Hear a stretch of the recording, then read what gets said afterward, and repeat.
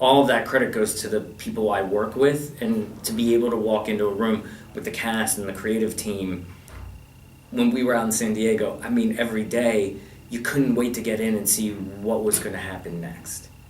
And I think that there is, for me especially, what I've learned over the last years on this project is the moment that you can let go of something and watch it evolve is the most satisfying moment, as opposed to trying to hold on to something and keep it so rigid when you're preventing it from becoming a full or complete idea.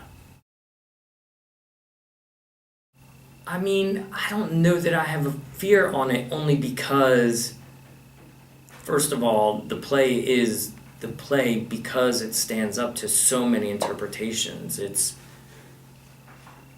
There are so many things that different people see in the play and that they bring out, and that constantly people go back to it because it's relatable. No matter when you said it, when you're doing it, it's still, everyone is a child. Everyone has a parent. I'm a parent.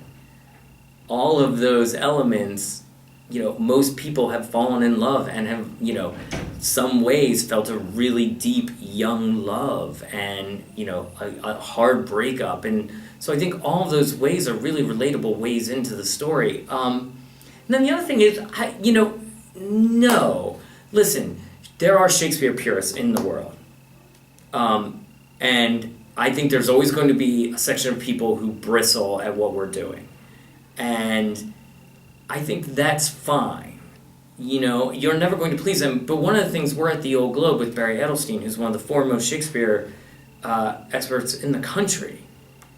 And when he gets excited about it, and he likes what we're doing with Shakespeare because we're still being reverent, that makes me feel okay about everything. And then also, no one in the project is ever saying, this is the definitive.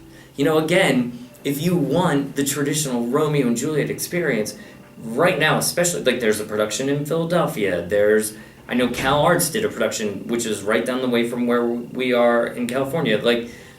There's no shortage of those traditional experiences.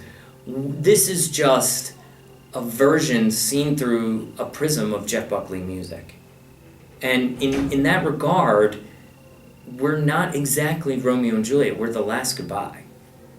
So the play is carefully edited to retain what's amazing about the play, but also to incorporate, 16 plus songs.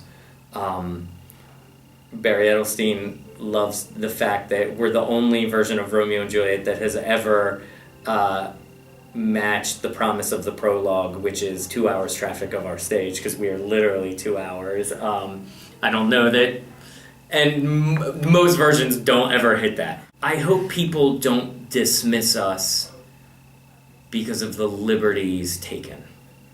And the reason why is that it's 100 year, how many hundreds of years old, right? What is it? I think it's 500 years old plus. So, and people still cherish the original and it still exists. But I hope from a theatrical standpoint, I think it's our duty as people working in the theater to take chances and to mess with the things that we love and hold true so that they still resonate with us. Romeo and Juliet are not an ideal, but they become that way. They've become it's a foregone conclusion that they fall in love and that it's tragedy. But I like to think in our version, it's a boy and a girl who like each other, and they have huge obstacles in their way. To say nothing of the fact that they don't know how to make the other person like each other, which is funny. When you watch them fail, that's funny. I find the balcony scene in, our version is truncated, but even in the larger scene, the balcony scene is funny.